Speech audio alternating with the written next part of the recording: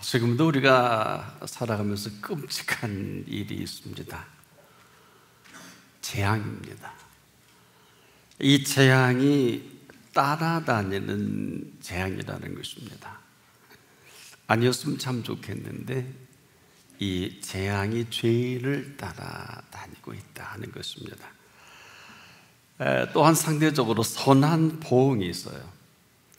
이 선한 보응은 의인에게 이른다 하고 하나님은 선언하신 것입니다. 죄인의 행과 의인의 행보가 이렇게 아주 극렬하게 나뉘고 있어요. 우리만 모르고 있죠. 죄인이 가는 길이 있고요, 또 의인이 살아가는 그 길이 있어요. 그래서 우리가 죄인이라고 할 때 우리가 아는 죄인은 아닙니다. 우리가 모르는 죄인의 그 실상을 우리에게 비춰준 메시지다. 흔히 그러죠. 왜 내게 이런 일이 일어날까, 이렇게 많이 묻기도 합니다. 죄인이 어떨까요? 이 죄인은 아무리 열심히 일을 하고 열심히 산다 해도, 또 죄인은 아무리 재물을 열심히 모아도요, 이 죄인에게는 재앙이라고 본문에 말씀한단 말입니다. 심지어 죄인의 재물은 의인을 위하여 쌓여가는 이 엄청난 재물론입니다. 여러분 들어보신 일 있나요? 우리만 모르는 이 사실이죠. 죄인이 만약에 이 사실을 알면 땅을 칠 일일 거예요. 왜? 죄인은 돈이 전부잖아요. 그도 그럴 것이, 여러분 장례집에 장례하는 곳에 가시면 어때요? 이런 일이 실제 벌어진단 말이에요. 슬피 울며 일을 하는 사람이 있고 슬피 울며 땅을 치는 사람들이 많잖아요. 어쩌다 이런 일이 벌어졌느냐, 상상할 수도 없는 어마어마하게 일어났는데 다 일어놓고 죽다니, 이런 졸지에 이런 표현 많이 쓸 수밖에 없지 않습니까? 이렇게 아우성 아닌 아우성을 우리는 쉽게 발견하게 되지 않습니까? 근데 그 전에는 몰라요. 누가 그럴 줄 알았겠어요? 근데 더욱 놀라운 사실은 이 재앙입니다. 재앙이 죄인을 따라다닌다는 거예요. 재앙은 죄인을 따르고, 이렇게 말씀하신 이 재앙, 바로 재앙이 가는 곳이 있다는 것이죠. 죄인에게 재앙이 떠나지 아니하는 이유이기도 합니다. 그래서 재앙은 죄인을 위해 준비된 재앙임을 알 수가 있어요. 그렇다고 하면 의인은 어떨까요? 의인에게는 선한 보응이 이르느니라 하신 이 사실입니다. 선한 보응은 의인에게 이르느니라, 이렇게 아주 정리를 해주셨어요. 재앙은 죄인을 따르고 선한 보응은 의인에게 이르느니라는 이 팩트입니다. 우리만 모르고 살아가는 이 실상인데요, 지금도 이 통치가 계속하신 통치입니다. 이렇게 하고 계실 뿐 아니라 이렇게 통치하고 계신다는 것이며, 바로 오늘 이 시간은 저나 여러분이 그 앞에 있습니다. 사람들은 이를 모르고 지금도 비는 것 없이 열심히 일하고 주일이 어디 있어요? 그렇지 않습니까? 열심히 하면 다 되는 줄 알고 또 되는 것으로 되기도 하고요. 하지만 이 사실을 모르고 이렇게 한다는 게 얼마나 안타까운 실상입니까? 자, 아무리 열심히 산다 해도 안 되는 이유가 있다면 이 이유일 것입니다. 또 아무 한 것이 없는데도 이런 은총 앞에 떠나지 않고 은총이 은총되게 하는 은총의 사람도 있어요. 그래서 이 사실을 이렇게 정리하셨죠. 들어보세요. 선인은 그 산업을 찾아 선손에게 끼쳐도 죄인의 재물은 의인을 위하여 쌓여가느니라. 이건 사실이거든요. 뭐 저나 여러분의 동의를 구하는 내용이 아니에요. 선인과 죄인이 극명하게 나뉘는 그 실상입니다. 선인이 살아가는 그 길이고요, 죄인이 살아가는 그 길목입니다. 그 길이 이렇게 극명하게 여러분 다를 수가 있을까요? 자, 여기서 굉장히 심각한 부분이 있어요. 뭘 해서가 아니라는 거예요. 지금 우리는 또 열심히 뭔가 이루어야 되잖아요. 뭔가 해야 되잖아요. 그런데 아무리 해도 재앙이 따라다니는 재앙이 있어요. 재앙은 죄인을 다루고 선한 보응은 의인에게 이르게 하신다는 이 사실입니다. 우리만 모르는 이 모든 것을 주도하시는 그 실체를 오늘 말씀하신 거거든요. 그리고 죄인은 이를 벗어날 수 없다라고 못을 박아요. 또 의인에게 이렇게 살아갈 수밖에 없다. 하나같이 이 모든 것들 인위적으로는 뭘 어떻게 할 수 없는 것들이에요. 또 우리의 생각대로 절대로 풀어질 수 없는 주제들이에요. 죄인인 이유 하나로 재앙이 떠나지 않는다. 이게 전부고요.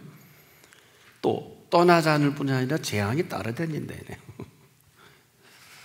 죄인인 이유 하나로 이 재앙에 살다가 재앙이 묻혀서 생을 마감하는 게 죄인이다. 자, 의인은요, 이 의인이라는 이 한 가지 이유로 우리의 생각에 동의하는 게 아니라 선한 보응이 떠나지 않고 선한 보응으로 일생 동안 살아간다는 것을 천명하셨어요. 자, 여러분, 우리가 살아가면서 저나 여러분은 숙명적인 것이 있죠. 우리가 먼저 태어나는 건데요, 누군가 이 땅에 태어나지 않겠습니까? 그런데 태어나게 하는 부모를 선택할 수가 없어요. 숙명이죠. 또 우리가 태어나는 장소입니다. 여기서 태어난 거예요. 그 태어난 장소를 바꿀 수 없죠. 이뿐만이 아니라 또 태어나는 이 모습, 이대로의 저나 여러분의 이 모습이에요. 황인종인데, 좋게 얘기해서 황인종인데 백인들이 보면 누리끼리 한 거고요, 흑인들이 보면 자기보다 조금 더 희그무리한 거고요. 이 정도가 아니라 생김새와 그 재능과 캐릭터도 바꿀 수가 없어요. 숙명적인 일들인데 어찌 보면 이 주제들은 하나같이 저나 여러분을 생명을 주도하는 실세 아닙니까? 자, 우리가 이 모습 이대로를 바꿀 수가 없죠. 잘못 바꾸면 이미그레이션에서 사진과 다르면 걸리지요. 네.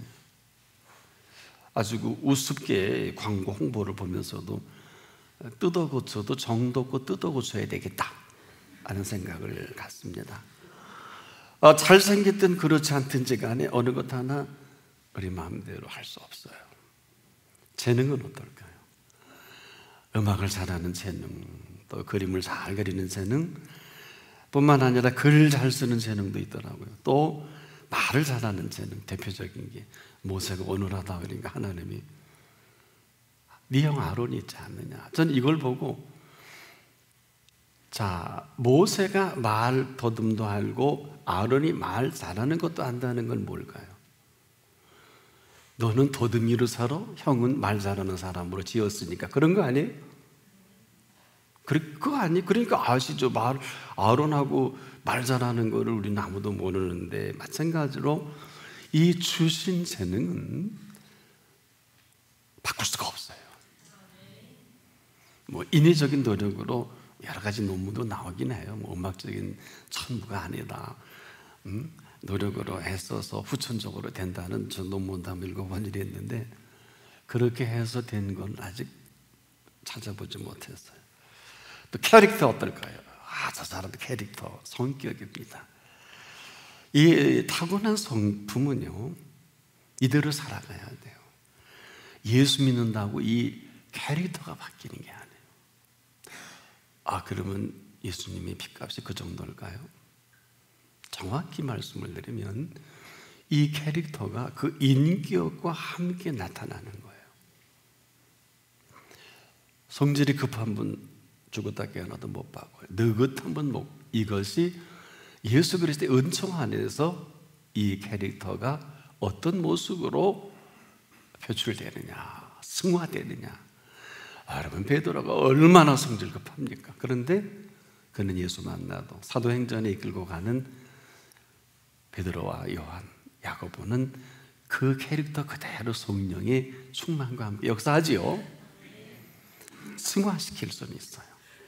그래서 모든 것은 우리가 어찌할 수 없이 타고난 모습 그대로 살아갈 수밖에 없는 걸 숙명이라고 한다면, 장소를 바꿀 수 있어요. 부모를 바꿀 수 있어요. 생김새를 바꿀 수 있어요. 재능을 바꿀 수 있어요.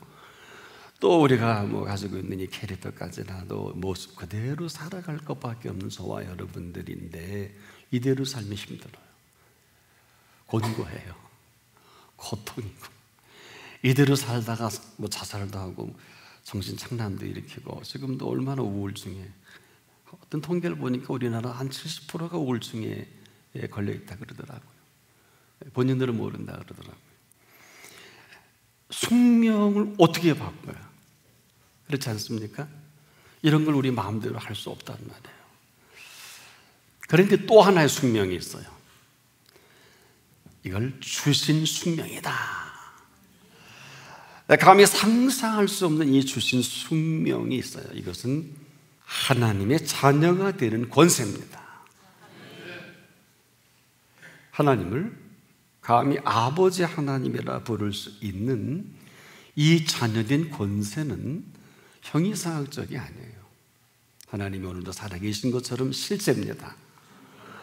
이 권세는 하늘의 권력과 하늘의 그 모든 세력을 덧입혀 주신 거예요. 죄송한데 이 가운데 그런 분이 몇 분이나 될까? 전 많지 않다고 봐요. 왜?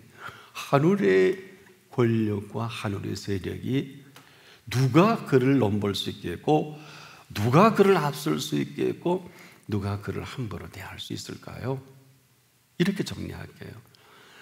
권세께나 있는 자녀가 어디 멀리 갔다. 요새 보니까 재미난 그림이 있더라고요. 전직 대통령이던 오바마의 딸이 애인이 생겼나 봐요. 그런데 그 하버드에 같은 클래스메이트인지 뽀뽀하는 장면이 나왔어요. 거기에 그렇게 적었더라고요. 오바마가 긴장하다. 긴장하지 않을 부모가 어디 있겠어요? 그렇게 딸을 사랑했다고 합니다. 근데 경쟁자가 난 거죠. 자, 우리가 지금도 이만하니 그렇지, 우리가 모든 힘과 모든 능력이 있다고 할 때 내 자녀가 땅끝 어디에 있어도 부모는 지울 수 없지요. 그리고 어려움을 당하면 그 권력과 그 세력을 발휘할 거예요. 그렇겠지요? 바로 이 부분이에요. 이건 형이 이상하게나 이해하기 아니라 이건 살아계신 하나님이 현실적인 이 모든 것들을 주도하시는 것만큼이나 누가 건드려요? 누가 넘볼 수 있겠습니까? 근데 만약에 그렇지 않다고 하면 점검해 볼 필요는 있어요. 믿는데 믿지 않는 거, 아는데 모른 척하는 거. 이 하나님의 자녀된 권세는 예수 오실 때까지 우리가 소개하고 또 검토하고 확인하고 해야 될 가장 위대한 주제 중에 하나입니다. 왜? 자녀가 되어서 왜 그렇게 사세요? 라고 물어보면 답을 하셔야 돼요. 내가 나를 볼 때 아는 게 너무 많잖아요. 그럼 아니죠, 뭘. 안 그래요? 혹시 여러분이 어떤 상황에 처했을 때 이렇게 기도해 본 일이 있나요? 하나님, 내가 이래도 하나님의 자녀인데, 아니 자녀답게 살아야 되지 않겠습니까? 그 흔한 얘기로 이게 뭡니까? 라하고 금식하고 밤을 새서라도 기도해 본 일이 있나요? 저는 해봤어요. 제가 이 교회를 개척할 때 아무 멤버십도 없이 개척하는데 개척이요. 장난이 아니에요. 그것도 도심지도 아니에요. 이 개척을 안 해본 분들은 이 개척이 무슨 뭐 옛날 어른들은 그러죠. 구덩이에 파는 개구리가 모인다고 그러는데 아무리 봐도 안 모이더라고요. 해보지 않으면 헛소리 합니다. 와도 가요. 와도 가. 그 한 영혼이 예수 믿고 제사함받아 구원함을 얻기 위해서 이 일을 하는데 제일 어려운 게 경제적인 문제예요. 자, 이 문제를 두고 제가 하나님 앞에 그렇게, 하나님, 저는 개척하는데 봉투 안 받기를 원합니다.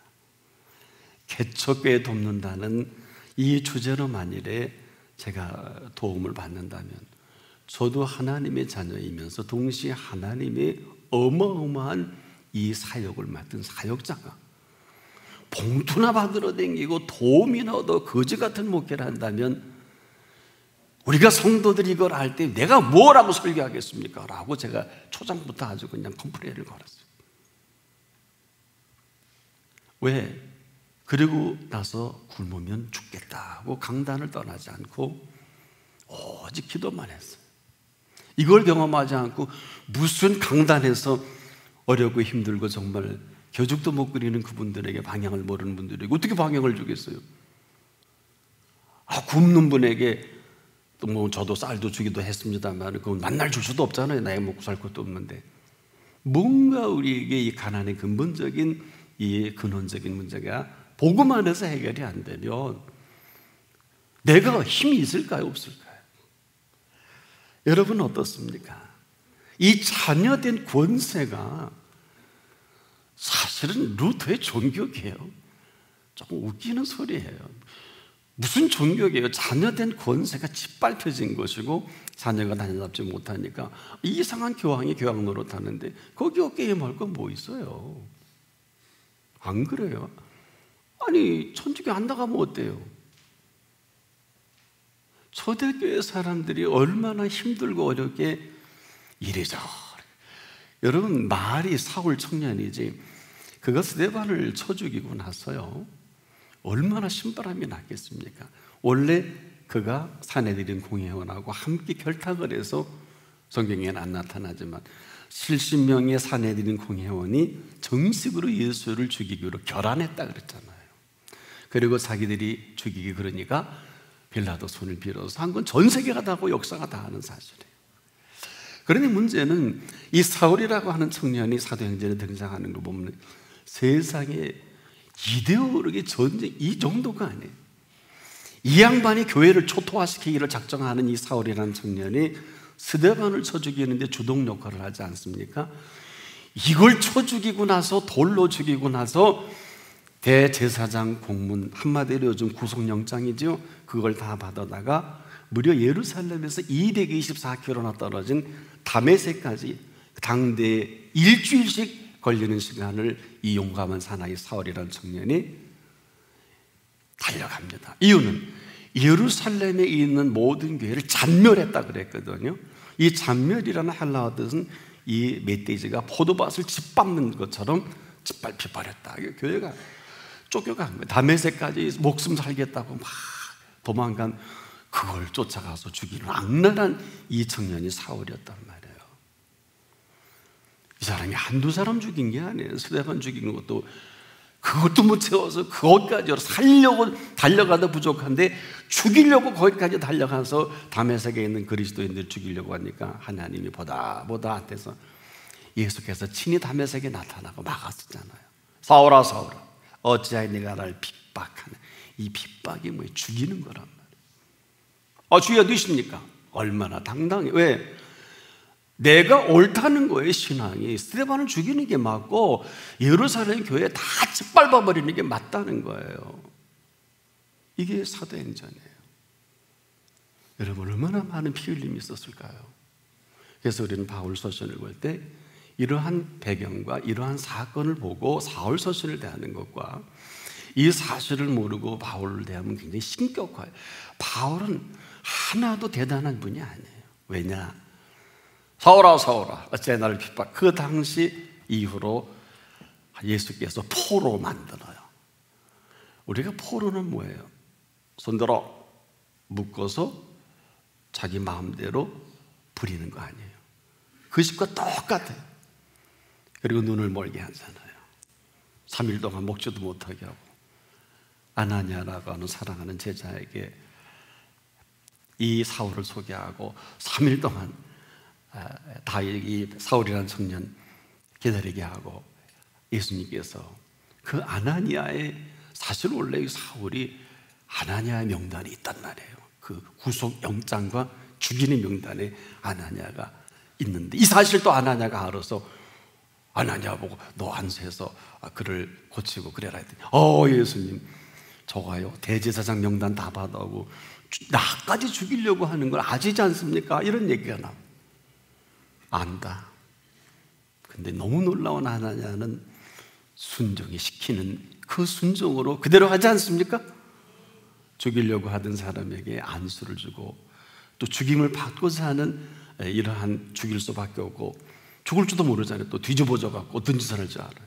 자, 이러한 엄청난 하나님의 역사와 하나님의 이 사건 속에 하나님의 그 뜻을 이루어가는 이 놀라운 사건의 현장마다 이 모든 흐름을 주도해가는 하나님의 권세가 있어요. 권능이 있지요. 거기에 포로가 되기 시작하는 사람들을 우리는 발견하게 된단 말이에요. 그래서 지금도 우리가 어디에 몰입을 해야 될 거냐, 여러분 속에 정말 자녀된 권세로 살아가느냐, 이건 묻지 않을 수가 없어요. 이 시대에 뭐가 힘들어요, 정치가 어때요, 경제가 어때요, 정말 우리나라는 이리 보나 저리 보나 자원도 형편없고, 지정학적으로 볼 때 정말 5,000년 역사 가운데 65년 동안 전쟁 안 난 때가 이번이 처음이에요. 우리 역사 가운데. 여러분, 틈만 있으면 어떨 것 같아요? 이게 지금 누구 때문에 지금 65년 동안 전쟁이 안 일어나고 이만큼 이렇게 지낼 수 있을까요? 다른 사람은 잘 모르지만 우리 그리스도인들은 이 문제를 놓고 어느 하루도 비껴가는 일이 없어야 합니다. 전쟁 나면 초토화잖아요. 이걸 또 정치적으로 악용을 하고 이용을 하고 변장된 평화를 주장해서도 안 될 거예요. 왜? 하나님 앞에 결제 맞고 해야 돼요. 2000년에 꼭 평화될 거고 노벨상까지 받았는데 왜 나라가 이 모양 이 지경까지 될까요? 진전된 것이 하나도 없잖아요. 뭐가 됐어요? 우리가 왜 하나님 앞에서 이 일을 여쭙고 인도받아야 하느냐 하면, 그렇게 많은 기라상 같은 정치인들이 머리 굴리고 얼마나 정말 지정학적으로 전 세계에 어쩌고 저쩌고 하지만 하나님이 지키신 거예요. 손 끊으면 끝입니다. 오늘도 이 설교를 하나님이 들으실 거예요. 들으시고 하나님의 통치가 이 가운데 임하실 거예요. 내가 이 나라를 지킨다. 저는 의심치 않아요. 그래서 저나 여러분이 오직 예수 그리스도에 하는 이유가 여기 있고요, 믿어야 하는 이유가 여기 있어요. 그리고 오직 그 말씀이 저나 여러분에게 지금도 들려져야 하는 이유이기도 하지요. 무슨 말씀을 하시든지 그대로 하는 게 맞아요. 때에 하나님의 자녀된 권세는 우리를 기쁘게 하기보다는 여러분 하나님을 기쁘시게 하고 하나님이 주신 기쁨과 하나님이 주신 즐거움을 아십니까? 아직 모르는구나. 아시는 분은 아멘 할 텐데 알고도 안 하신 거겠죠. 너무 섭섭하네요. 우리가 이 실력이 이래요. 이것이 건드리면 탁 나와야 돼요. 하나님의 기쁨과 즐거움. 작게라도 아멘 나와야 돼요. 없으니까 없잖아요. 그러니까 자꾸 헛일을 벌리는 거예요. 유명해져야 되고 이벤트 해야 되고 뭔가 자꾸 자기를 나타내야 된단 말이에요. 얼마나 피곤해요. 피곤한 거예요. 사실이 사실이어서 잔치를 하면 참 좋은데 없는 집에 잔치해 보세요.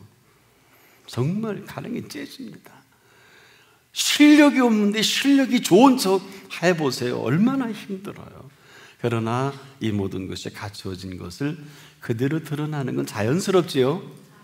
행복도 자연스러워야 돼요. 근데 여러분 보니까 행복한 분 많이 계시지 않는 것 같으네요. 다 계시기를 좀 축복합니다만은. 아니, 우리가 뭘 했다고 행복에 대해서 인색합니까? 그리스도인이라는 이 존재 가치는 사실 주신 숙명으로 살아가는 사람을 말합니다. 그래서 지금 아무리 강조해도 지나치짐이 없어요. 왜? 우리에게 그 많은 생명을 죽인 살상자인 사울이 우리에게 자칭 사도가 되고, 그리고 예수 그리스도의 종이 됐으며, 그 이후로 결혼할 여지가 있겠어요? 다른 스케줄 할 수 있겠어요? 주제 파악이 되면 곧장 갈 수밖에 없겠죠. 그냥 바울을 대단하게 보면 안 된다니. 무슨 얘기일까요? 우리가 하나님의 자녀된 권세를 살아가는 것은 하나님 편에서는 어마어마하고 대단한 일인데, 우리는 우리 속에 그렇게 살지 못하는 비극이 있어요. 맨날 없대, 맨날 어렵대. 근데 이 실제에 들어가 보면 무엇을 먹을까, 마실까, 입을까요? 그래서 예수님이 제발 염려 좀 안 했으면 좋겠다. 그건 다 이방인들이 구하는 것이라. 내가 너에게 있어야 할 줄을 알지 않겠느냐. 아주 호소를 해요, 호소를. 예수님. 그래도 우린 끄떡없어요. 먹고 살아야 돼. 참 이 문제가 예수 앞에서 해결되기 전에는 아까도 언급한 대로 우리가 도움도 필요하겠지요. 하나님의 자녀라면 도움도 좀 당당하게 받았으면 좋겠어요. 혹시 참고가 될까요? 인생의 삶에 있어서 갑이 되십시오. 을이 되지 않기를 바랍니다. 갑과 을이 얼마나 차이가 되는지 여러분 아마 이 정서를 보면 알 수 있을 거예요. 하나님의 자녀는 사실 이 세대에 하나님의 은총을 입은 사람입니다. 갑질을 하라는 것이 아니라 하나님의 은총대로 살 수 있는 사람이 아니면 그리스도인이라 할 수 없어요. 그리스도인이 이렇게 초라합니까? 제가 그 기도 이후에 하나님의 역사를 따라 지금도 내밀 줄을 몰라요. 왜? 필요할 때 먼저 주시더라고요. 이 부분을 해결되지 못하면 영원히 떠밀려서 사람 의지하고 사람 사실 사람에게 잘 보여줬던도 목회지 좋은 데 갈 수 있어요. 왜? 하도 사람을 못 믿으니까. 가서 감당하느냐 안 하는 것은 두 번째고, 더 중요한 것은, 그보다 더 중요한 것은 한 명이 모이든 10명이 모이든 100명이 모이든 1000명이 모이든 10,000명이 모이든 그 가운데 살아계신 하나님이 역사하느냐, 이건 다른 얘기예요.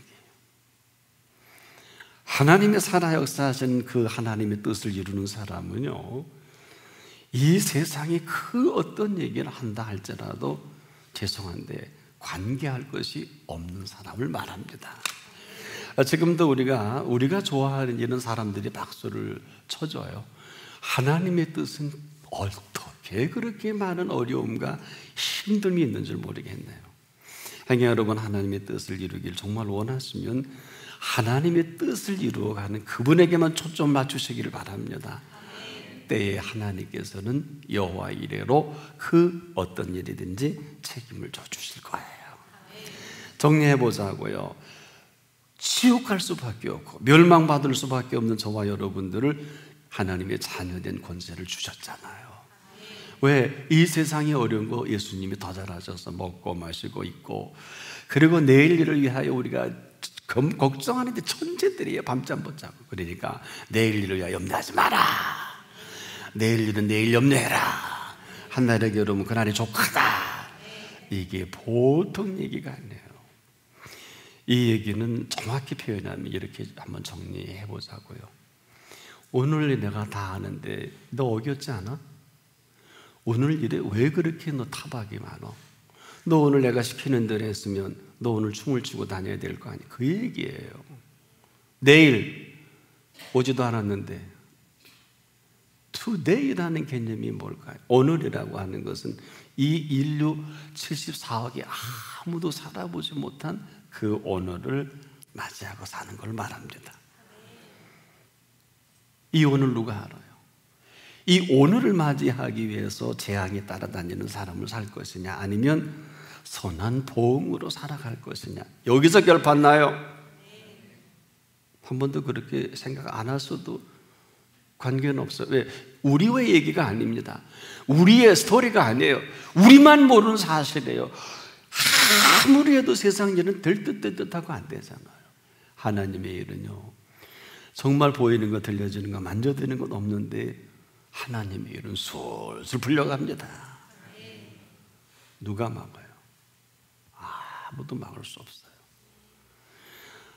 욥을 우리가 새롭게 역설적으로 조명한다면 욥을 고난으로 얘기했는데 저는 개인적으로 그렇게 보고 싶진 않아요. 어차피 욥이 사는 생애는 이거 아니면 저거 아닙니까? 만약에 욥이 진실로 하나님을 믿었으면 죽어도 믿어야지요. 그럼 되는 거 아니에요? 자녀 주셨는데 다 걷어가면 어때요? 주신 분이 걷어가시는데 무슨 할 말이, 내 몸도 걷어가셔도 아멘 그럴 일이 하지 않겠어요? 자, 역설적으로 귀막적으로 열자녀를 다시 주고 다시 회복했다고 하는 얘기, 우리 큰 은혜가 되는데 하나님 보시기에는 어떨까요? 짓궂은 하나님만 아니신데 이런들 저런들 만일에 하나님이 살아계신 모든 것이라고 하면 걷어가셔도 걷어가실 만하지 않을까요? 악성이라도 그분을 온전히 믿는다면 기와장으로 벅벅 긁을 수도 있을 수 있다 하지만은 어차피 허락하신 생명이라면 그분 앞에서 한번 풀어야 될 것이 아닐까요? 굉장히 심각해서 드리는 말씀입니다.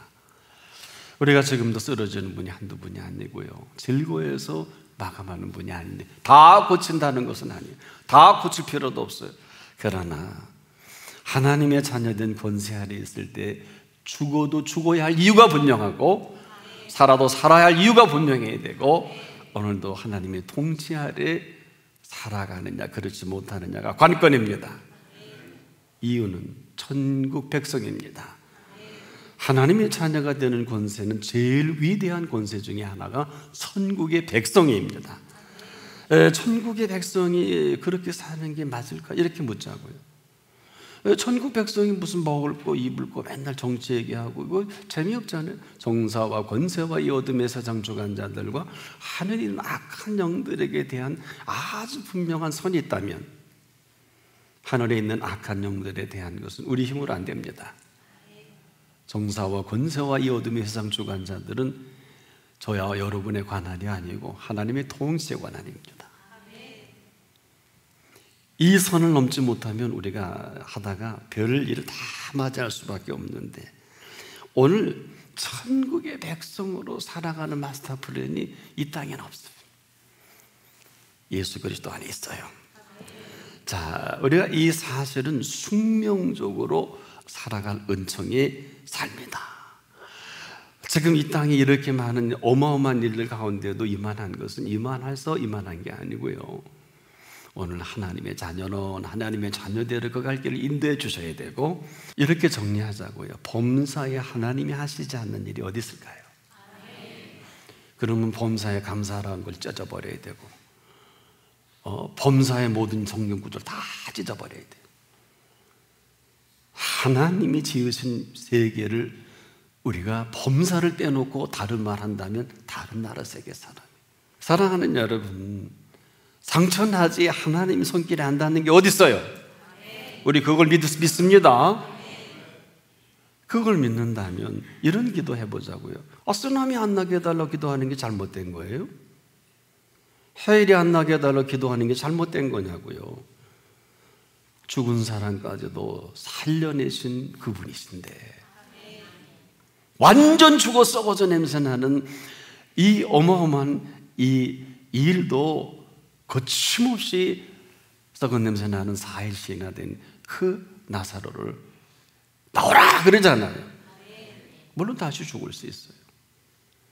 우리가 얼마나 하나님을 안 믿고 내 멋대로 믿고 인본적인 저기로 정리하고 하는 이 모든 것들은 참 안타까운 일이 아닐 수 없습니다. 아무 한계 없어도 하나님의 자녀된 권세로 살아갈 은총을 입은 사람들이 그리스도인이에요. 아무것도 하지 않아도 괜찮다는 말씀은 아닙니다. 우리가 이 사실을 알고 살아가느냐 모르고 살아가느냐 했던 이 모든 것들은 우리가 우리의 주신 이 숙명으로 살아갈 거냐 아니면 주신 숙명으로 오늘을 내가 살아갈 거냐, 이건 각자의 몫이에요. 뭐 숙명대로 살아가는 이 모든 것들은 부모로부터 얻은 DNA, 게놈 지도가 이게 전부라면 영원한 생명의 DNA는 어떨 것 같아요? 현대의학으로는 연구 중인 줄 알아요.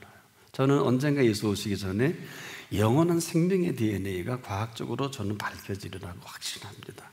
이유는 예수님이 3일 만에 죽은 자 가운데 다시 부활하셨기 때문에 그 부활하신 내용을 현대 과학이 어림도 없어서 알지 못할 뿐이지 이것은 과학적으로 언젠가는 밝혀질 때가 오리라 확신합니다. 실력이 없으니까. 우리가 무슨 엑스레이가 어떻고 뭐 CT가 어떻고 MRI가 어떻고 이런 얘기 해본 적, 뭐 방사능 치료가 어떻고 그보다 더 좋은 치료를 광야에서 치료의 광선을 받으신 분 아니에요? 여호와 라파 아니에요? 뭐 안 믿으면 아멘 안 해도 괜찮습니다만은 무슨 얘기냐? 지금 잘났든 못났든 우리의 생김새가 여기까지라면 하나님의 자녀된 영원한 생명의 DNA는 어떨 것 같아요? 관심도 없으시네. 눈 감은 사람은 천국 간 사람인가?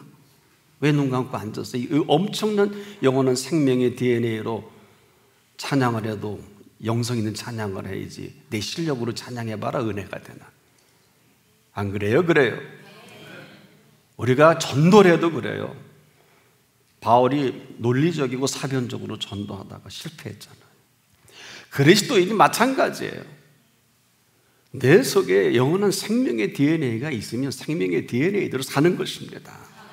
어느 정도인지 아세요? 이 아버지는 이 자녀에게 언제든 모든 걸 다 쏟아 놓을 준비가 된 아버지십니다.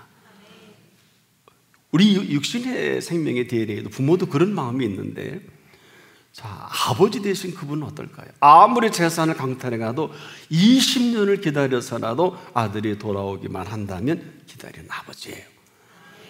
돌아오기만 한다면 여전히 그 아버지는 그 아들의 아버지로서 불편하신 아버지가 아니지요. 이 사실을 견디기 힘들어하는 큰아들이 옆에 있다 해도 아버지는 여전히 아버지십니다. 아버지는 전 재산을 다 허비한다 할지라도 아버지는 그 아들로서의 아버지입니다. 포기하지 않습니다. 어느 정도일까요? 내 것은 다 내 것이 아니냐.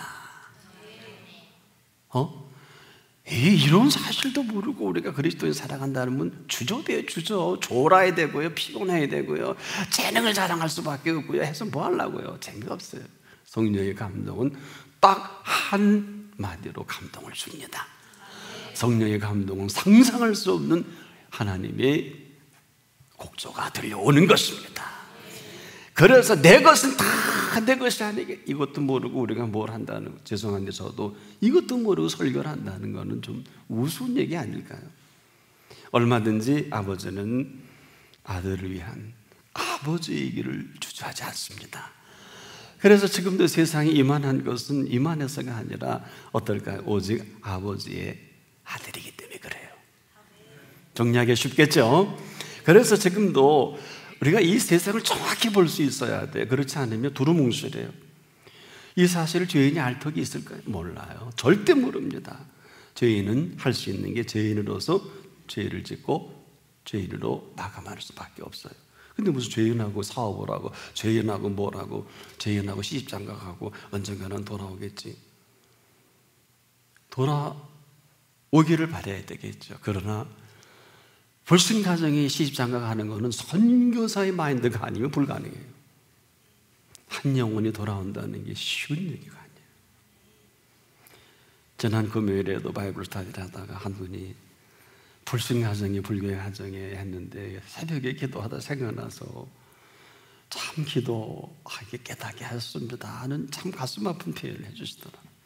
전에는 모르고 그냥 눈에 맞아 좋다 그래서 결혼시켰다 그러더라고요. 그런데 가면 갈수록 알면 알수록 어때요? 삶 자체가 다르지 않습니까? 먹는 거, 입는 거, 마시는 거, 보는 것들이 얼마나 차이가 나겠어요. 종교도 다르지요. 아니, 하나님 없이 이 세상을 보면 고해예요, 고난이에요, 고통이에요. 그러나 예수 그리스도 안에서 우리에게 눈이 열려져 볼 수 있고 귀가 열려져 들을 수 있고 생각이 하나님의 생각으로 살아갈 때 얼마든지 배에서 내려와 물 위를 걸을 수가 있단 말이에요. 그런 게 멋있잖아요. 배에서 사투를 벌릴 거예요? 아니면 배에서 내려와 물 위를 걸을 거예요? 그건 각자의 몫이에요. 베드로의 몫입니다. 12제자가 다 걸었나? No.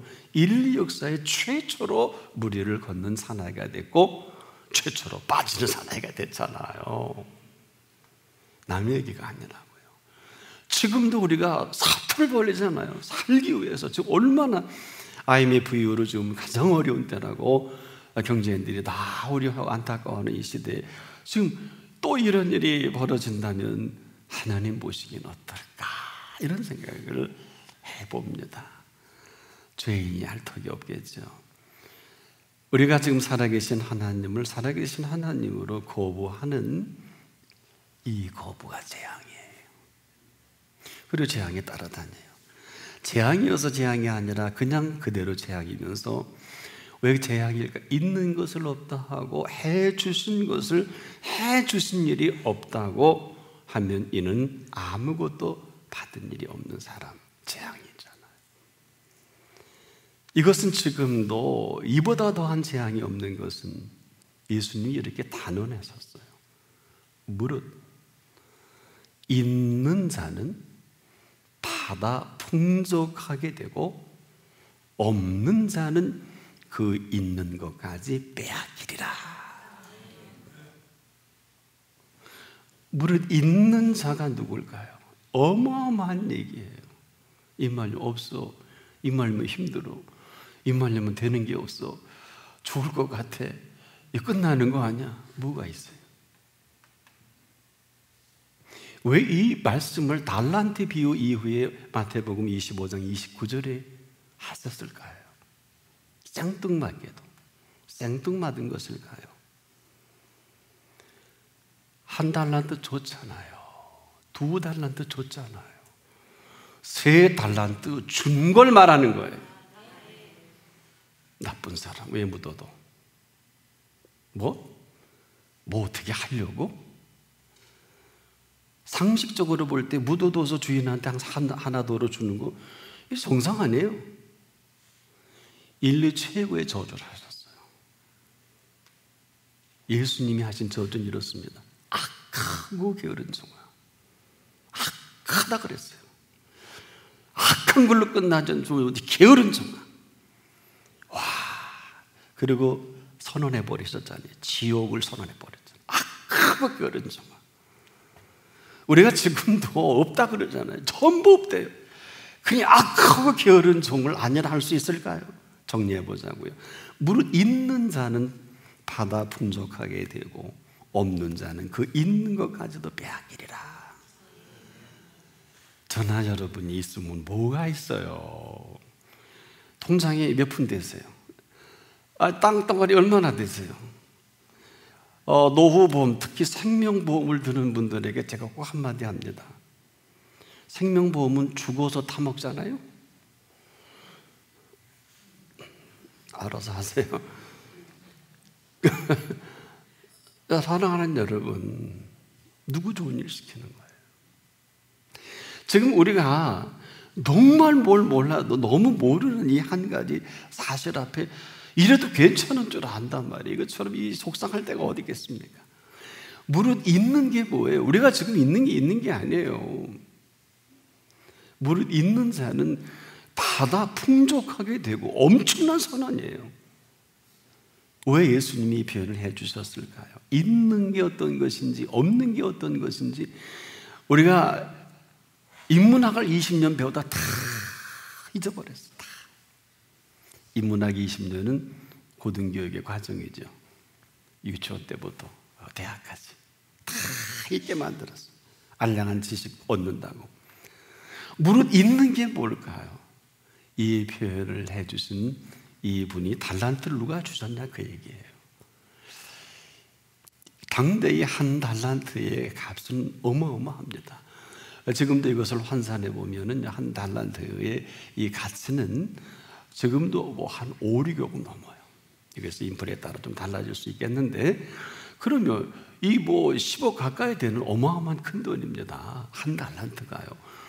이걸 별에게 주는, 이자를 받는 사람에게 주어도 이런 표현을 예수님이 하신 거 깜짝 놀라서, 야, 예수님도 고리대금업을 하시는구나.